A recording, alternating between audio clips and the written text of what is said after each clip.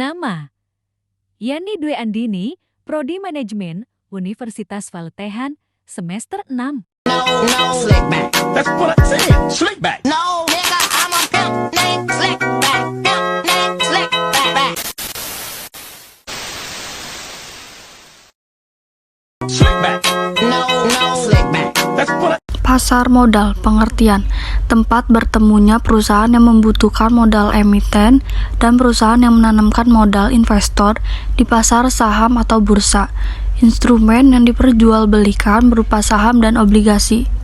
Instrumen pasar modal: satu, saham, surat berharga yang bersifat kepemilikan, artinya pemilik saham merupakan pemilik perusahaan keuntungan yang diperoleh berupa dividen. Pembagian modal menurut undang-undang: modal dasar, modal pertama kali, modal ditempatkan, yaitu modal yang telah dijual dan besarnya 25% dari modal setor, modal yang benar-benar telah disetor yaitu 50% dari modal yang ditempatkan. Selanjutnya saham dalam portafel, yaitu modal yang masih dalam bentuk saham yang belum dijual, atau modal dasar modal yang ditempatkan.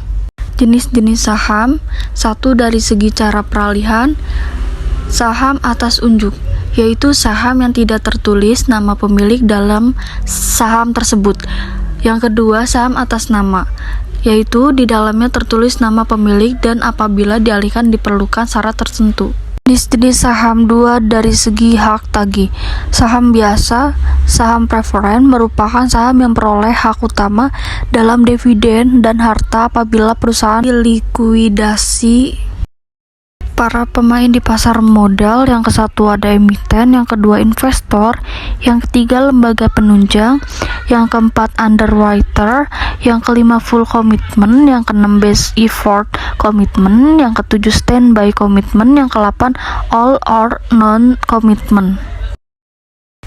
Lembaga yang terlibat di pasar modal: satu, lembaga-lembaga pemerintah, Badan Pelaksanaan Pasar Modal atau BAPEPAM, Badan Koordinasi Penanaman Modal atau BKPM, Departemen Teknis Keuangan Perhubungan Perindustrian atau dan lain-lain, Departemen Kehakiman Pengesahan Anggaran Dasar Perusahaan.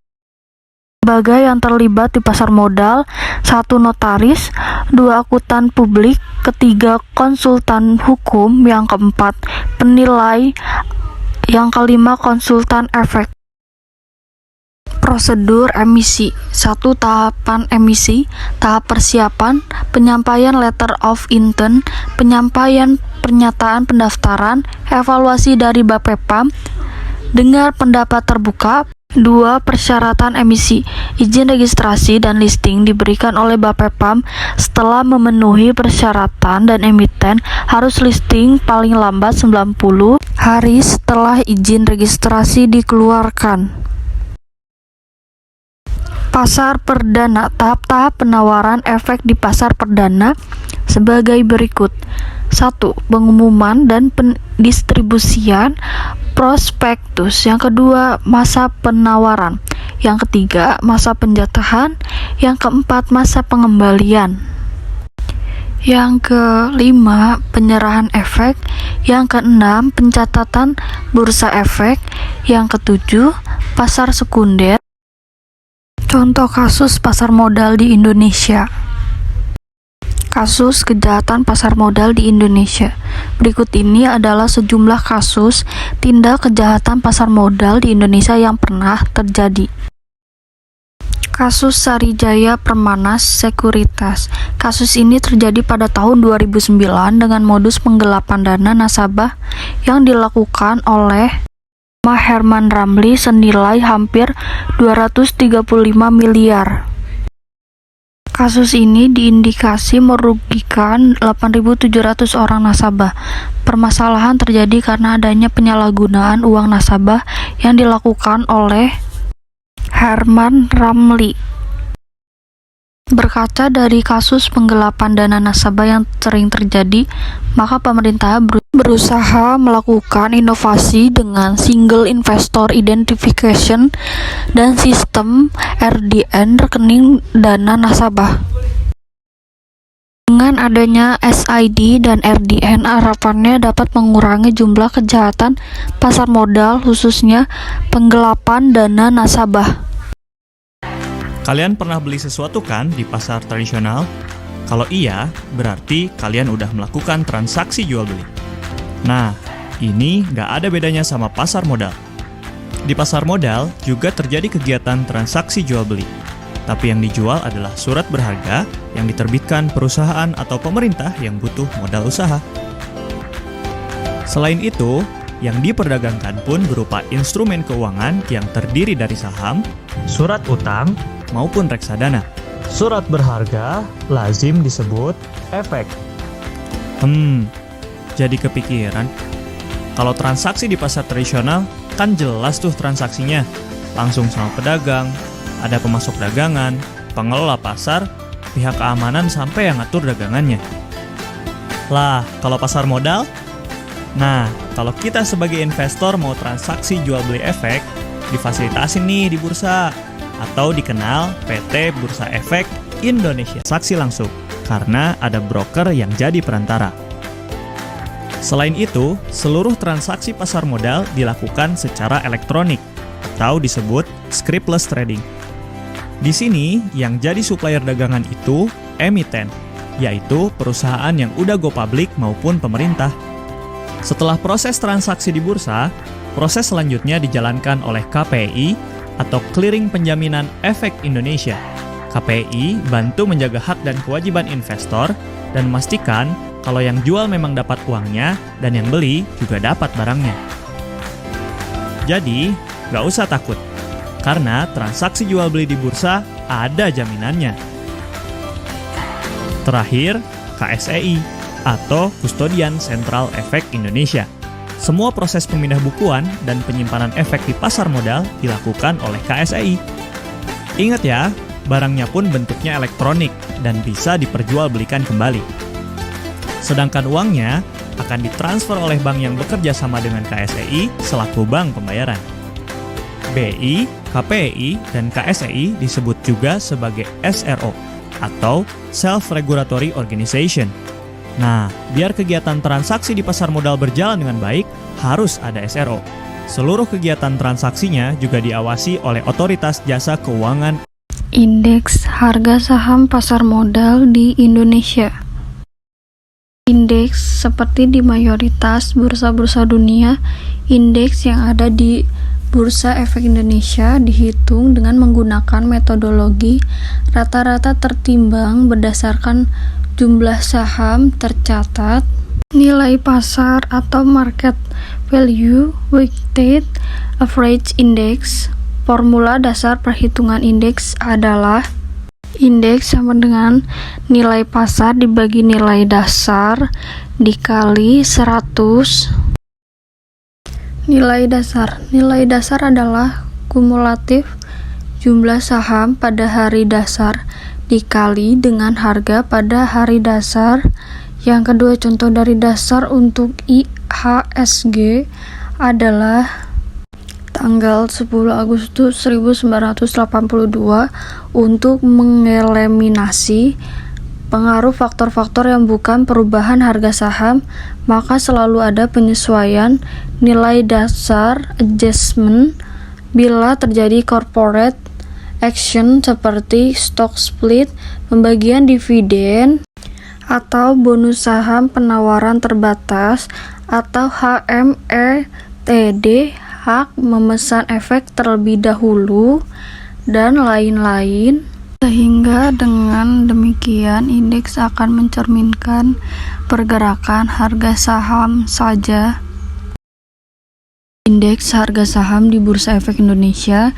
Indeks harga saham merupakan ringkasan dari pengaruh simultan dan kompleks dari berbagai macam variabel yang berpengaruh, terutama tentang kejadian-kejadian ekonomi, sosial, politik, dan keamanan.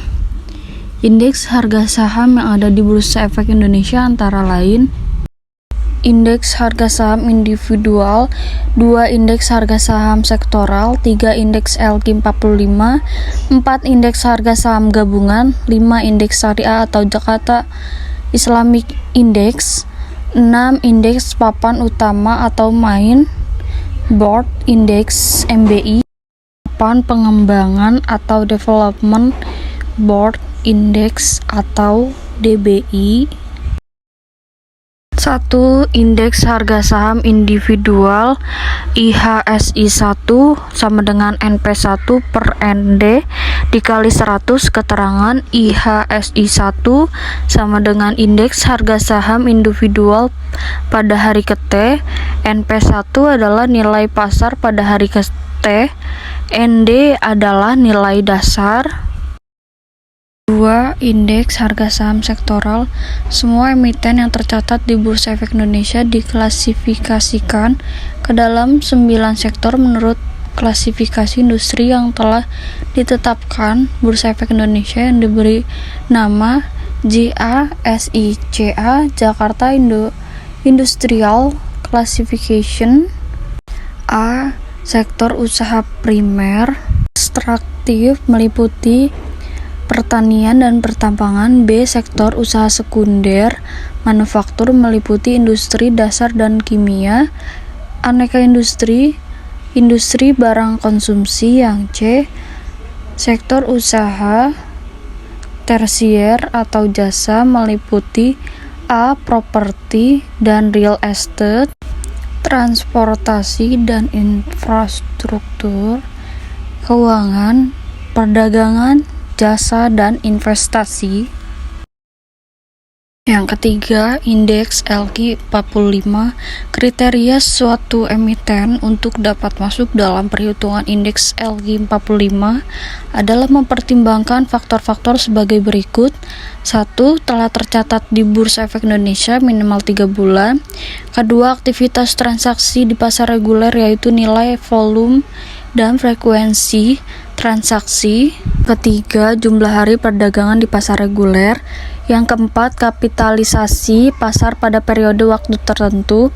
Yang kelima, selain mempertimbangkan kriteria likuiditas dan kapitalisasi pasar tersebut di atas, akan dilihat juga keadaan dan prospek pertumbuhan perusahaan tersebut. 4. Indeks harga saham gabungan.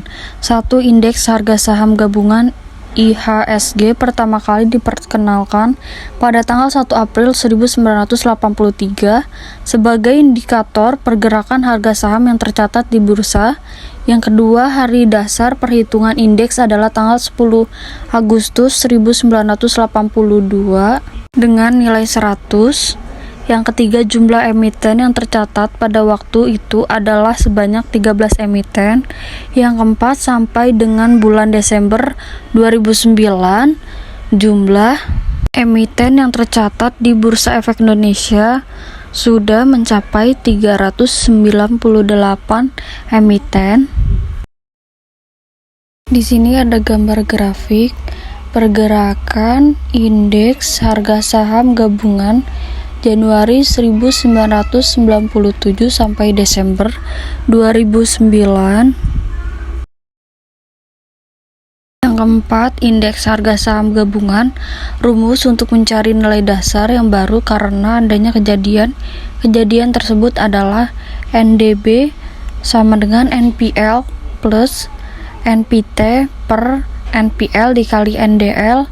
Keterangan NDB adalah nilai dasar baru, NDL adalah nilai dasar lama sebelumnya, NPL adalah nilai pasar lama sebelumnya, NPT adalah nilai pasar tambahan atau adjustment. Yang kelima, Jakarta Islamic Index. Jenis kegiatan utama usaha badan usaha yang dinilai tidak memenuhi syariah Islam adalah 1. Usaha di perjudian dan permainan yang tergolong judi atau perdagangan yang dilarang. Yang kedua, ada menyelenggarakan jasa keuangan yang menerapkan konsep riba, jual beli, resiko yang mengandung gharar dan maisir. Yang ketiga, memproduksi, mendistribusikan, perdagangkan, dan atas menyediakan barang dan jasa yang haram karena zatnya haram. Barang dan jasa yang haram bukan karena zatnya haram, yang ditetapkan oleh Majelis Ulama Indonesia.